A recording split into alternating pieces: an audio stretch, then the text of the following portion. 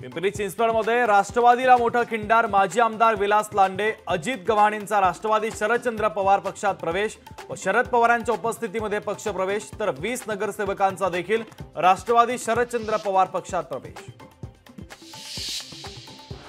अमित शहा गृहमंत्री म्हणून अपयशी असल्याचा संजय राऊतांचा आरोप, तर शहांनी विरोधकांना शत्रू समजण्यापेक्षा देशाच्या शत्रूंना शत्रू समजावं असं म्हणत राऊतांचा शहांवर हल्ला। दहशतवादी यासीन भटकळच्या विशाळगडावरील वास्तव्याची चौकशी होणार। कोल्हापूरचे पालकमंत्री हसन मुश्रीफ यांची माहिती।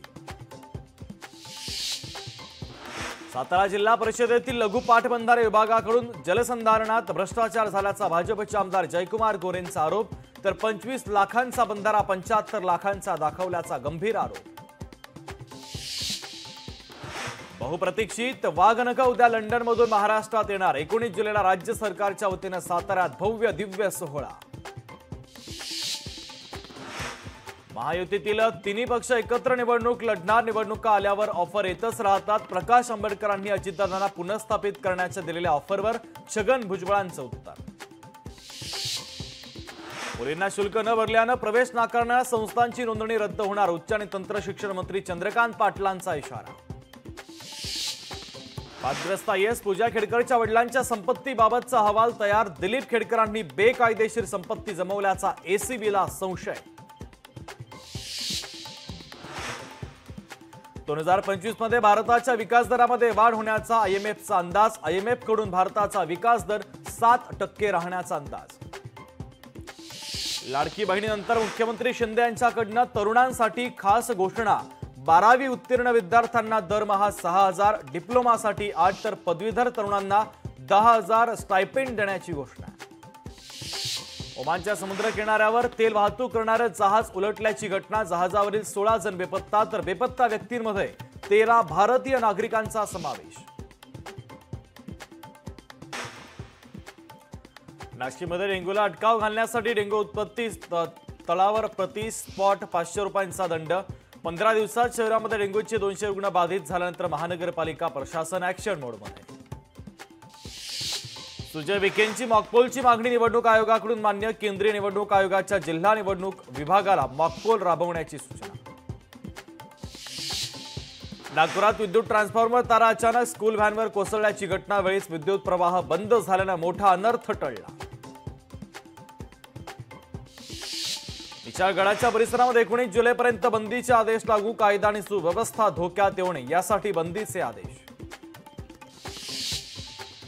भाजपचे आमदार बबनराव लोणीकरांचं महाविकास आघाडीबाबत वादग्रस्त वक्तव्य। महाविकास आघाडीचे नेते ओबीसी मराठा समाजामध्ये भांडणं लावत असल्याचा लोणीकरांचा आरोप।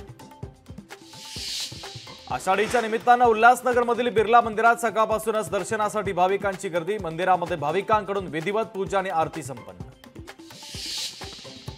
राज्यात घाट परिसरामध्ये अतिमुसळधार पावसाचा अंदाज। उत्तर महाराष्ट्रातील काही ठिकाणी मुसळधार पाऊस पडणार, तर रायगड, रत्नागिरी, सिंधुदुर्ग, साताऱ्यात ऑरेंज अलर्ट। मुंबईतील विमान प्रवासी संख्येत 60% वाढ। छत्रपती शिवाजी महाराज आंतरराष्ट्रीय विमानतळावरील प्रवासी संख्येत वाढ। गेल्या लोकसभेतील 200 खासदारांनी बंगले न सोडल्यानं नवीन खासदारांची अडचण। नव्या खासदारांना हॉटेल, रेस्ट हाऊसचा घ्यावा लागतोय आधार। आमदार गीता जैन, आमदार प्रताप सरनाईक यांच्याकडून प्लेझंट पार्क सिग्नल ते सिल्वर पार्क सिग्नल पर्यंतच्या नवीन उड्डाणपुलाच्या कामाचा आढावा। महिन्याअखेरपर्यंत उड्डाणपूल वाहनांसाठी खुला करण्यात येणार असल्याचं आश्वासन। सलग 3 दिवस नेट, एमपीएससी आणि यूपीएससीच्या परीक्षा। 25, 26 आणि 27 ऑगस्ट रोजी होणार परीक्षा। सलग परीक्षांमुळे विद्यार्थी मात्र संभ्रमात। कळंबोली परिसरामध्ये नालेसफाई अपूर्ण असल्याचं चित्र समोर। परिसरामध्ये जोरदार पाऊस पडल्यास पूर परिस्थिती निर्माण होण्याची दाट शक्यता। नवी मुंबई महानगरपालिकेच्या नागरी विकास कामांसाठी प्रकल्पग्रस्त ठेकेदारांनाच प्राधान्य देण्याची मागणी। स्वर्गीय दिबा पाटील प्रकल्पग्रस्त भूमिपुत्र ठेकेदार संघटनेची लेखी निवेदनातून मागणी।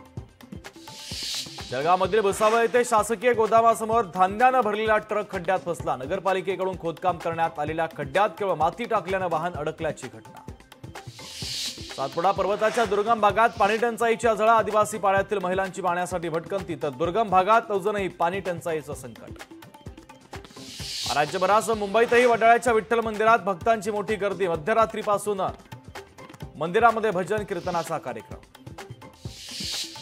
विधानसभा निवडणुकीच्या पार्श्वभूमीवर भाजपच्या 19 वरिष्ठ नेत्यांची राज्यभरात संवाद यात्रा। सरकारच्या घोषणा आणि कामं नागरिकांपर्यंत पोहोचवणार।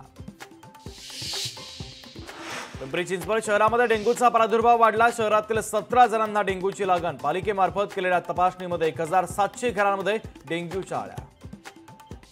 पंढरपूरप्रमाणेच राज्यभरातील विठ्ठल मंदिरात भाविकांची गर्दी। लाडक्या विठू माऊलीच्या दर्शनासाठी मध्यरात्रीपासूनच भाविकांच्या रांगा।